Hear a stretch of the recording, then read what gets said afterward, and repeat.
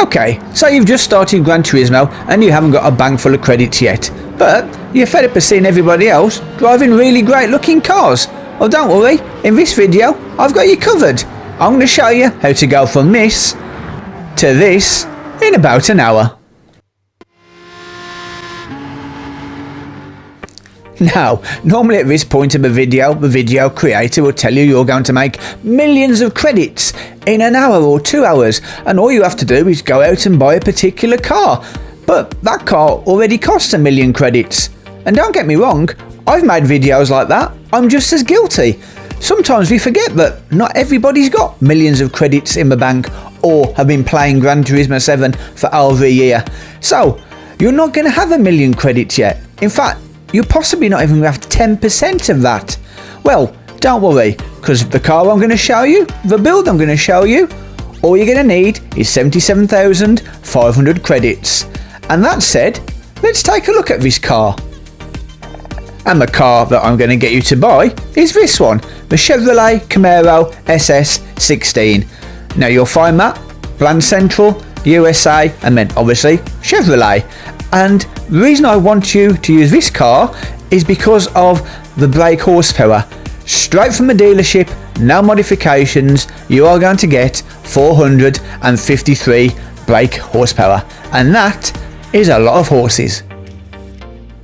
And now that you have your new car, I want you to head over to GT Auto, then go into custom parts and then go into front. Now I want you to purchase the Type A front spoiler. Yes, it's a couple of grand, but trust me, it's definitely worth it. And now we need to go to a tuning shop, and the first thing we're going to buy is the racing hard tyres. Yes, very expensive, but essential. Now next up we want to buy all 3 weight reduction stages because, well, let's face it, this car's a bit of a chunky and it needs to lose some weight.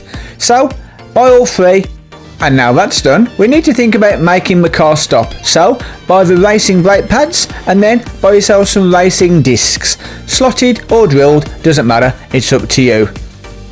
And finally, our last purchase, the fully customisable computer or ECU. This, for the price, will give us a very nice boost in engine power, plus later on it gives us some control over the engine mapping if we need it.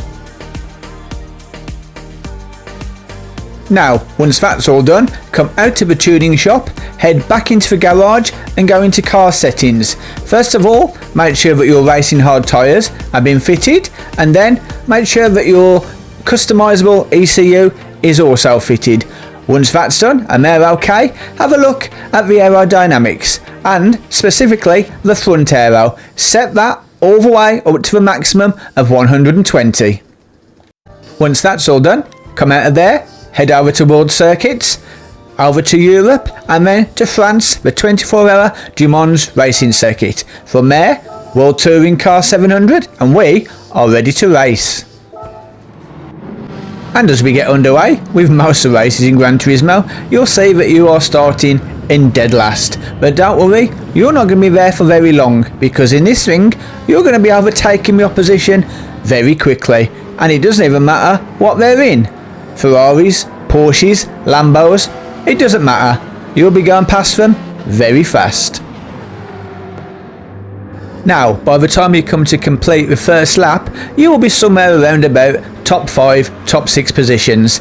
And before you've even got halfway through the second lap, you are going to be chasing down, possibly even overtaking the leaders and moving up into first place.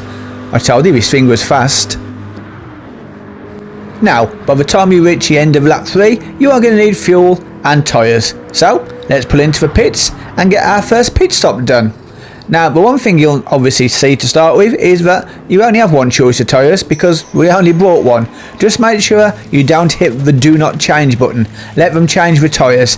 And after that, make sure you top up the fuel to maximum. Now, as we jump ahead to what was lap 5 in my race, I must point out that it will rain during this race. It always does. It's not always on the same lap, and it's not always the same heaviness of rain, but it will rain. And we didn't buy any wet tyres, for the simple fact is we're trying to keep costs down. So what I suggest is whack up the old traction control to maximum and drive carefully. Well, more carefully than that anyway. Now, as you come to the end of your 6th lap, you are going to need to pit stop again, but this time slightly different. Take on the tyres, but don't bother filling up with fuel, just take on about a lap's worth, because lap 7 is going to be your last lap of the race.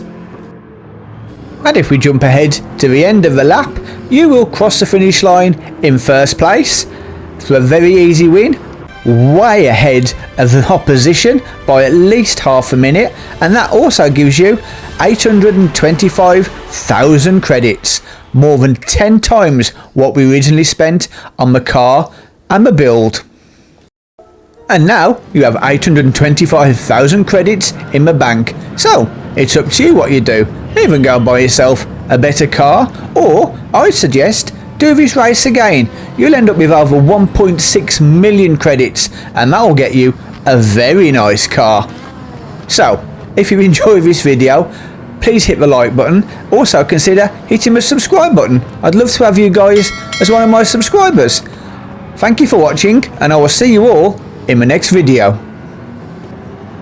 For more great videos like this one, follow this link. Thank you for watching, and I will see you in the next video.